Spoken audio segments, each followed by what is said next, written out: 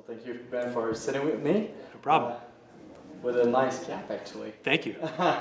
Could you give me a quick overview of your career? Sure. Overview of my career. Oh, man.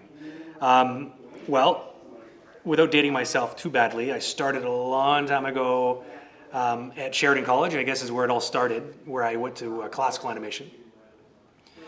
And so classical animation, it seems to be a dying breed these days, but it's all hand done. This is way before 3D animation was a thing. And I worked in the industry in Toronto for a while doing that. I worked, anything from layout to character design to animation.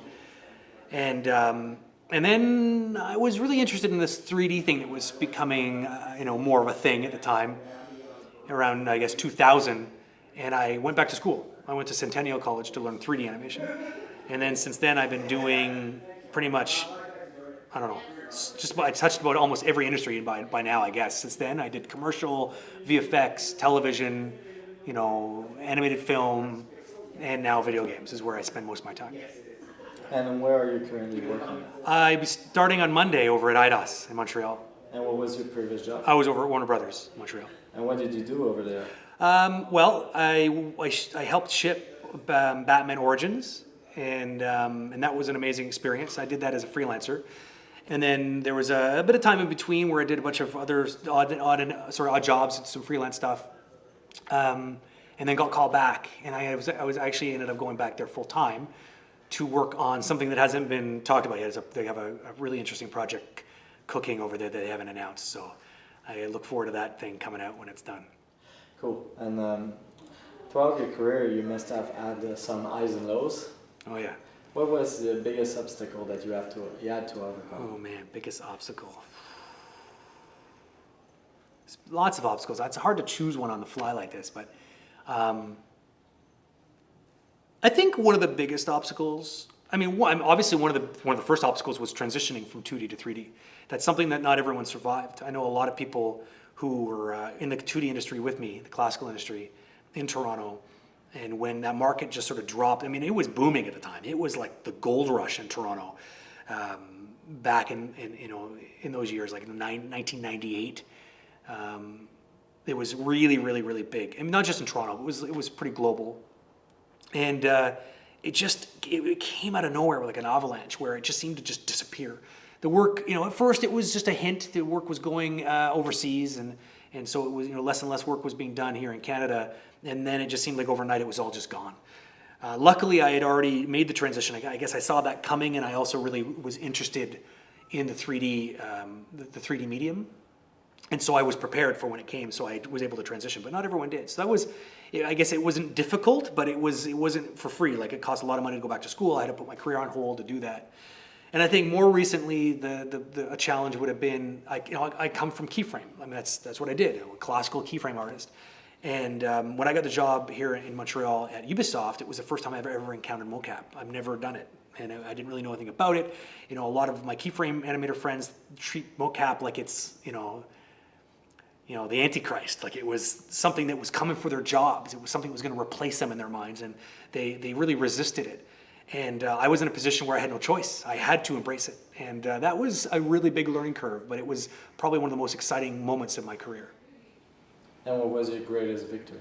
Oh boy, my greatest victory? Yeah, the moment you were the most proud of the work that you had done on a scene, on a project.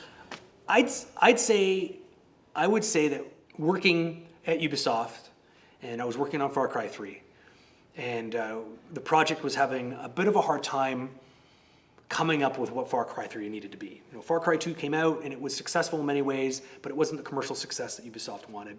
And I think that there was a lot of pressure on us to somehow find a way of relaunching the brand, but at the same time also staying true to this kind of, I don't want to say slapstick, but there was a black comedy to the original Far Cry game. And they really wanted to go back there somehow, but also make it fresh and new. And it was hard. It's very hard for a project. You have a lot of people on a team, and they want to get stuff done, but they don't necessarily have that beating heart yet for the project. The soul, we hadn't discovered the soul. So I went on a bit of a soul-searching mission myself, and I was the animation director at the time, so I was worried about the gameplay as well as the narrative, like the cinematic side of things.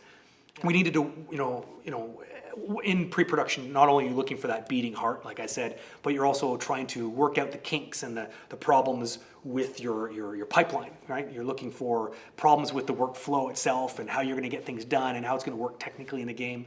So I decided to kill two birds with one stone, and we wanted to work on a bit of a cinematic test.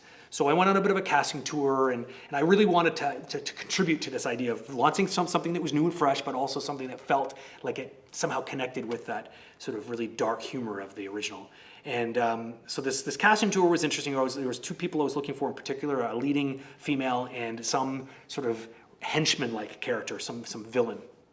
And that whole process actually led us to discover Voss, the Voss character. So it was, I came back from that casting tour, and I told the directors on the team, like, I got some good news and I got some bad news. The good news, or the bad news first, is I couldn't find really who we were looking for, but I found this guy, and his name was Michael Mandel. He was a local performer here, and he just brought something very volatile to the role. And I still remember, we casted him at a casting agency here, and he made me uncomfortable during his cast. Like, I felt nervous. It was this energy level just felt like volatile is the best word. And we ended up convincing the production to create a character pretty much around him. And I think the reason why that's a victory, now you asked me, going back to the original question, I consider that a victory because it's so rarely done these days. I find that we get so used to just getting something done and getting it out the door that we forget to really do something special, something that's unique and something that's creative in spirit, something that takes risks. And I think that whole process of doing that, and I think everyone involved, they all deserve a huge round of applause for just taking that risk.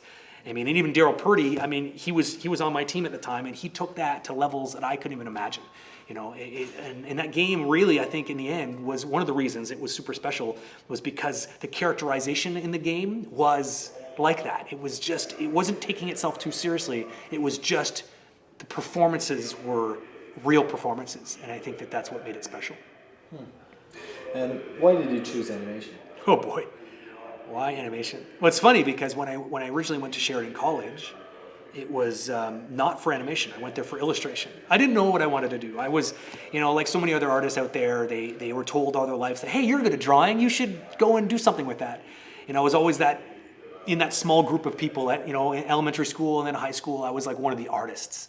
And, I was always enlisted to do things that were artistic for the school. And I knew that I needed to figure out what I needed. I wanted to get, I guess, a job. I wanted to get paid for that. My parents, luckily, were super supportive. They recognized that I had talents in the artistic field, and they really wanted to support that. So I guess really going to Sheridan was just part of that discovery, what I would do. And it was within the first year of the illustration, I realized, okay, that animation stuff looks really cool. And once I got a taste of it, I transitioned to the animation program, and I just took off, never looked back. And video games were using quite a lot of the motion capture, as you said, and were limited to the technology. What do you think makes great animation for games, and how can we push it forward? So the Holy Grail for games is, for animation in games, is that perfect balance. The perfect balance between the reactivity of the character, right? I mean, you as a player, and I mean, probably most of the people watching this right now have probably played at least one game. And in the industry, we call the connection that the player has with the avatar on screen, that relationship, that feedback loop of I interact with a controller in my hand or a joystick, and my character does something. We often call that the game feel, right? And that feel is that perfect balance, right? If you have good game feel, it means that the aesthetics of the movement that occur based on that whatever that interactive or interaction is with the controller and what my character does on the screen, if you've made that not uncomfortable for the player, but also interesting and looks good at the same time, then you've produced some pretty good game feel. And I think that is definitely, and it will remain one of the biggest challenges in this industry, because you're always going to be on a game. Sometimes you'll be working with designers that are all about, like, it's all about the reactivity. It needs to be super reactive. And I'm like, that's really great if you're making Super Mario Brothers. You can't do that with Assassin's Creed. You can't do that with a lot of the games that we associate really fluid movement with.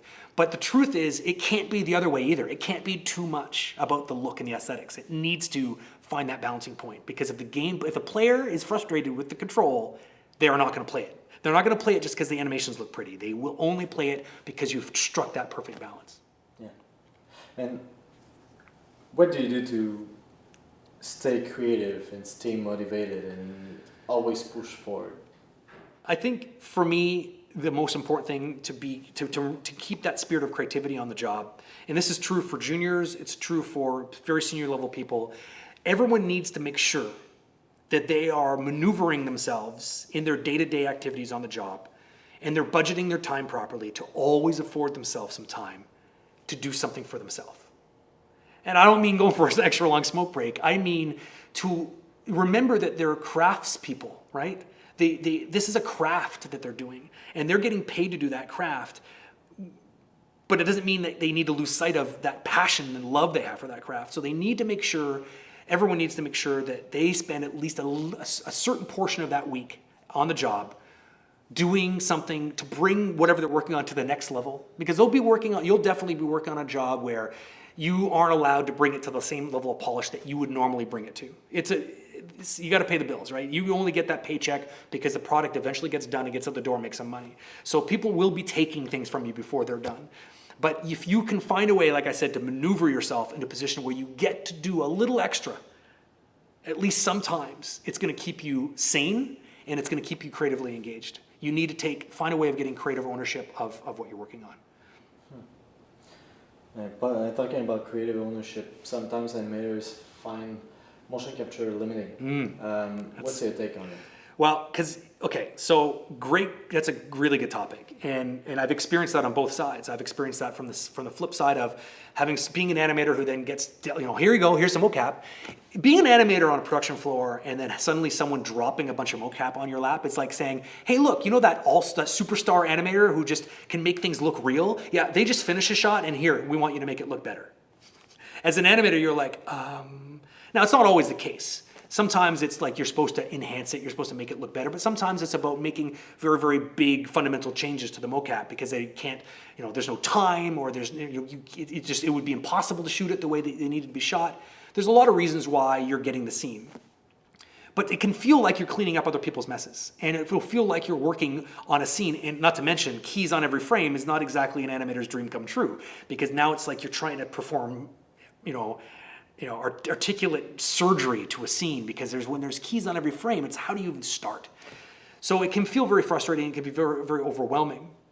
So I think that's why people have an aversion to it. And it's also, as a keyframe animator, they have been trained and they've probably come to enjoy the process of creating something from scratch. So suddenly someone's saying, well, we already have brought it to the finish line almost. We just want you to kind of fiddle with it, make it different, and then make it a little bit better. It doesn't feel like they're creating anymore. So how I've dealt with this on a directorial level is I definitely always try to get my team as engaged as possible with the content. So if they are, I always make sure that there's animators that are assigned to different features for the game, let's say. So let's say you're my animator and you're working on locomotion for the character in the game, which is the moving around, it's the navigation. That means that you will be involved on a meeting level with the kind of decisions we're going to be making, why we're going to do it the way we're going to do it, why we're going to design it the way we're going to design it. We're going to be working with the designers, but then on the mocap shoot, I will also make sure you're there. I'll get to the point where you are absolutely a very strong voice on that floor. I'd love to get to the point where I could then just give you mocap shoots. And if I'm doing all the mocap shoots and I'm directing them all, then I'm kind of stealing a lot of that creative fun from you because the choices are being made right then and there. Not everyone's suited for working with the performers on the floor, and that's fine. Some people are a little bit more shy, which is where I will just be there to maybe direct, but they get to give me a lot of the feedback and a lot of the input. In other words, I will do everything within my power to replace what they've lost as an animator when dealing with mocap, and I try to get them as creatively involved as possible. Lots of ways of solving the problem. Yeah, and with all the wisdom that you've acquired through the years, what would be the best advice that you would give your younger self? My younger self? Yeah. Oh, man.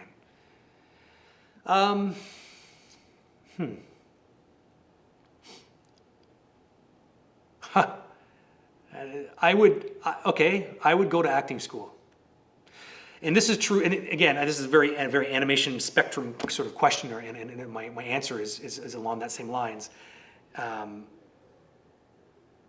So the reason why I say acting school is because whether you're working as an animator or whether you're working as a director, whether you're leading a bunch of animators, in the end, once you've attained a certain level and a certain skill level of animating, it means you understand body mechanics. It makes you understand the actual process of efficiently animating something, right? You're so good now at moving things around on the screen that you can convince me that the thing on screen is alive, okay? The problem is what you may not be good at yet, and where I find most people plateau, is performance choices. And this is true even for video games. I mean, it's amazing how true this actually is. People don't necessarily see it, but it's obviously true in cinematics for video games, but it's even true for characters. Because what if you're working on a game where the character has a certain, like they're a real brand, like that character needs to feel a certain way, they're a real personality. They move, they walk, they idle, they do all these things with a certain flavor. And if you don't understand how to properly emote because you don't know how to act properly, because let's make no mistake, animators are actors. They're just closet actors. They're doing it, they're more like puppeteers, right? They do it vicariously through their characters that they're animating. But they are actors. And it's amazing, because I mean, again, the people watching, if I were to take a poll right now, how many people that are animating today, even senior level, a show of hands, how many have actually sought out formal acting training? There would be a very sad low number of people. And I think that's tragic, and it's something that I would fix if I could go back to talk to my younger self. And it would make huge advantages now. Great. Thank you so much for your time. No problem. Really cool.